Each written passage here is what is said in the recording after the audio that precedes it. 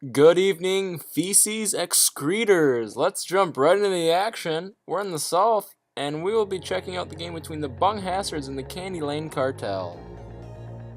Philip Rivers seemed too amused with Disney World, so he decided to stay down and watch the Dolphins do all the work while he sat outside the aquarium and didn't do jack diddly squat.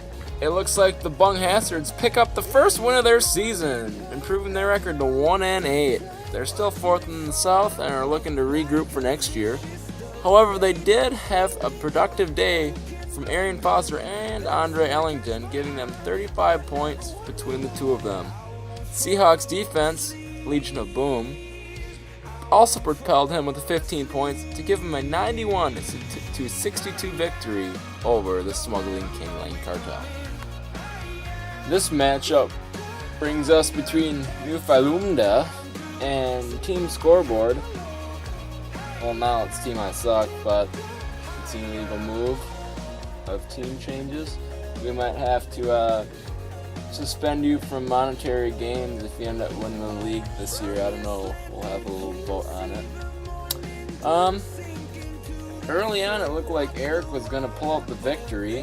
He had a huge lead after Marshawn Lynch, Demarius Thomas, and Peyton Manning went off, giving him a spark to put up 141 points. But Jason came firing back on Monday night, with luck outdoing Manning for the second time in their matchup in the season.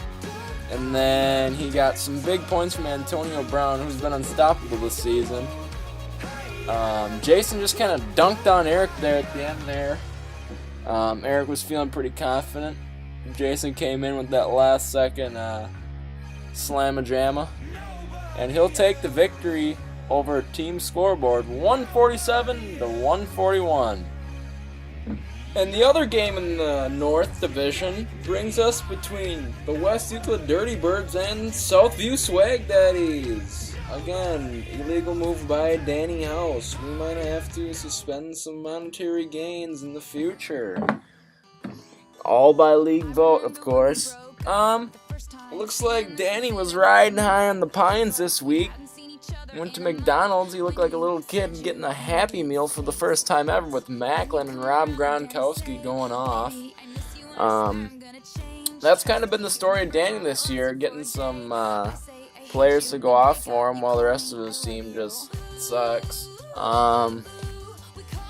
But yeah, as you can see there, Taylor's face isn't too pleasant after he choked a 4-point lead there on Monday night when the Colts had him up 92-88.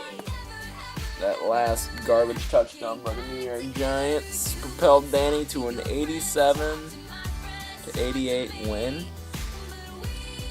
Taylor, the Dirty Bird just couldn't last long enough. You weren't able to hold it out. Ever. Danny takes this one, 88-87. The scrub game in the North brings us between Team FHRTP and the West Euclid Cart Washers. Projections and everybody else in the league projected the Cart Washers to blow out. Justin, he's feeling confident, feeling fresh, and then just came up with Big Ben putting up 35 and propelling them to a 73-62 win. Saeed, yeah, wait, what? Yep, right, like I said, a 73-62 win. The Cart Washers didn't have their, pressure washer working. The gas caddy wasn't filled. It was just a wreck at Rolling Oaks today. I got 2 words for you, everybody. So yeah, we're moving on to next week, taking on Danny and the Southview Swag Daddies. Justin, remember, you're still not making playoffs. Let's take a look at the divisional standings real quick. In the South, we got Team Scoreboard and Newfoundland, both at 7-2. They've secured their playoff spots. The Smuggling Candy Lane Cartel and the Pine Street Bung Hastards are trying to regroup for next year as they're 4 games and 6 games back out, respectively.